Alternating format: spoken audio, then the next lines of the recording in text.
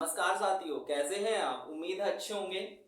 25 सितंबर 2023 को भारतीय रक्षा मंत्री राजनाथ सिंह ने गाजियाबाद की हिंडन वायुसेना स्टेशन से आयोजित एक कार्यक्रम में C-295 विमान भारतीय वायुसेना में शामिल किया गया। इस कार्यक्रम में भारत के चीफ मार्शल वी.आर. चौधरी और स्पेन की जो कंपनी है एयरबेस, उसके कई अधिकारी इसमें शामिल हुए थे। जानेंगे ये एयरबेस क्या है, C-295 क्या है, आपको पूरा वीडियो देखना है। साथियों, ये C-295 विमान है, एक मीडियम टैक्टिकल ट्रांसपोर्ट एयरक्राफ्ट है जिसको भारतीय वायुसेना में शामिल किया गया है और इससे भारतीय वायुसेना की ताकत में काफी इजाफा हुआ है। मैं आपको बताना चाहता हूँ, ये भारतीय वायुसेना में कुल 56 एयरक्राफ्ट शामिल होंगे। 2031 तक ये प्रक्रिया चलती रहेगी। C-295 एयरक्राफ्ट एक स्पेन की कंपनी है जिसका नाम कासा था। पहले इसका निर्माण कासा नहीं करती थी, लेकिन अब प्रेजेंट टाइम में इसकी स्पेन की कंपनी है एयरबेस, वो इसका निर्माण करती है। ये कुल 56 विमान है जिसमें से 16 विमान स्पेन से बनके इंडिया में आएंगे और बाकी के बचे हुए 40 विमान ये इंडिया में इनकी मैन्युफैक्चरिंग होगी। हमारे जो प्राइम मिनिस्टर नरेंद्र मोदी ने इन्होंने 30 अक्टूबर 2022 को बड़ोदरा में ट्रांसपोर्ट एयरक्राफ्ट की आधारशिला रखी थी और इसका जो निर्माण होगा, मतलब कि 40 एयरक्राफ्ट है, इसको Tata advance system limited TASL ये इसका निर्माण करेगी। यह एक रतन टाटा कंपनी है, आपको जैसा पता होगा। और मैं इसके बारे में बताऊं तो दोस्तों, ये काफी एक महत्वपूर्ण विमान है जो दुश्मनों को एक खुफिया जानकारी भी जुटाने में माहिर है। और इसकी पहली टेस्टिंग 1997 में हुई थी और तब से लेके अब तक यह कंपनी एयरबेस जो 200 विमान बना चुकी है और जिसमें से इसने कई देशों को यह विमान निर्यात भी किया है, जैसे मिस्र है, कनाडा है और स्पेन इसका यूज करती है। मैं इसका जो यह विमान है, इसको 2 ही पायलट उड़ाते हैं।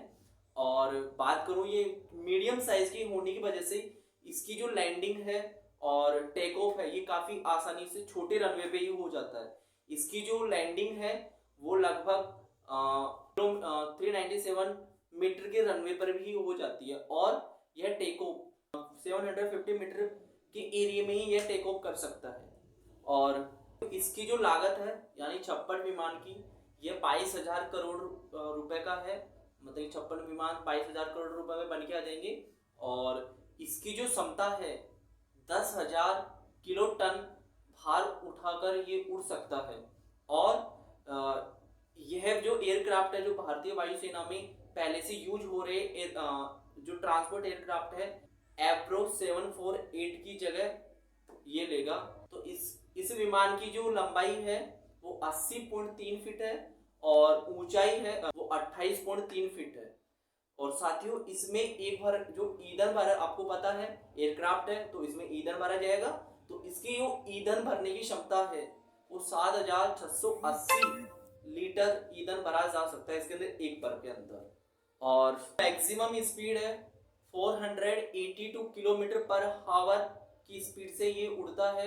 और बात करते हैं, इसके अंदर 2 इंजन लगे हुए हैं और ये अधिकतम मैक्सिमम ऊंचाई 30,000 फीट की ऊंचाई तक उड़ सकता है, जा सकता है। और अगर इसमें इमरजेंसी में अगर एक इंजन खराब हो जाता है तो यह इसमें दूसरा इंजन की हेल्प से आप लगभग 13,000 के आसपास ऊंचाई तक जा सकते हैं।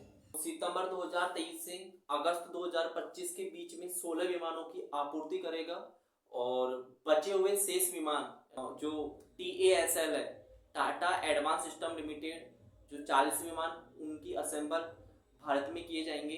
जो देखा जाए तो 2026 से 2031 के बीच में देखा जाए तो प्रतिवर्ष 8 विमान बनेंगे और ये असेंबल गुजरात के वडोदरा में होंगे। आपको बता दो दोस्तों, ये एयरक्राफ्ट पहली बार यूरोप के बाहर किसी देश में बनेंगे।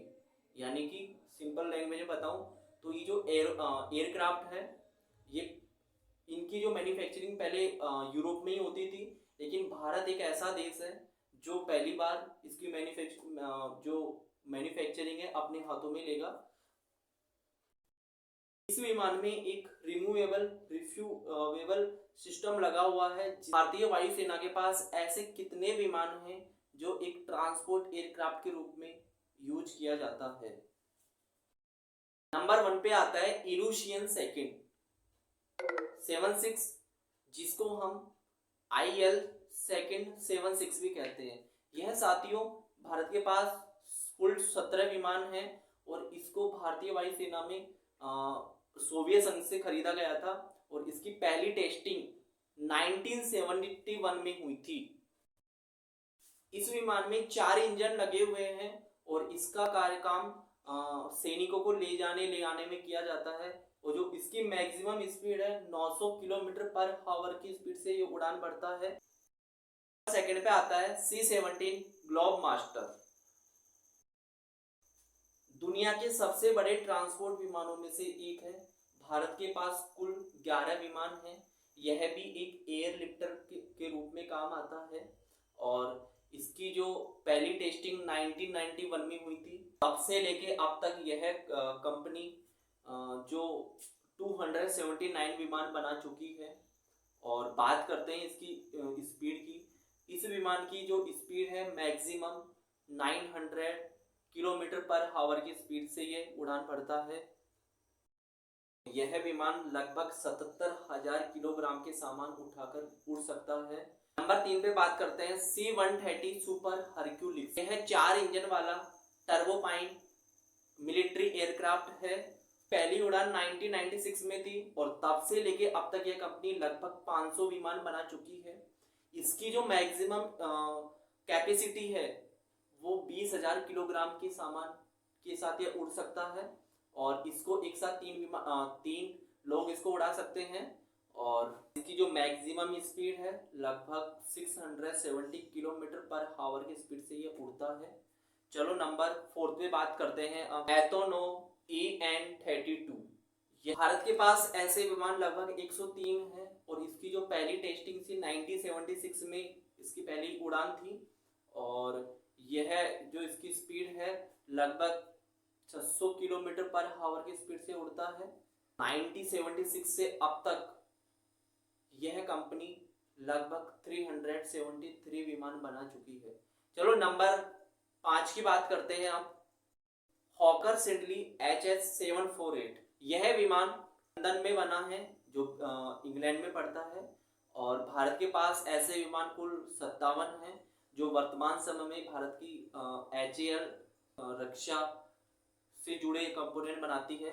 HAL का मतलब है हिंदुस्तान एरोनॉटिक लिमिटेड।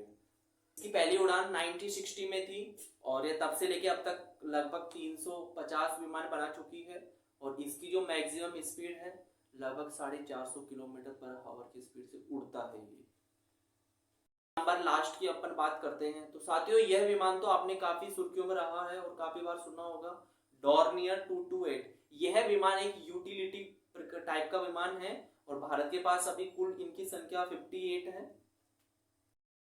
इसमें भारतीय जो नौसेना है कई वर्षों से इसका उपयोग कर रही है और इसको 2 लोग इसको उड़ा सकते हैं। इसकी जो मैक्सिमम स्पीड है वो लगभग 413 किलोमीटर पर आवर है और यह लगातार 10 घंटे तक उड़ सकता है। चलो साथियों इसी के साथ वीडियो की हम खत्म करते हैं और उम्मीद है वीडियो काफी इंफॉर्मेटिव लगी होगी। प्लीज काफी नॉलेज गेन हुआ हो तो प्लीज लाइक करना, शेयर करना, कमेंट करना और सब्सक्राइब करना बिल्कुल भी मत भूलिएगा और इससे आने वाली समय की जो भी वीडियो है वो आपके पास आ सके। जय हिंद।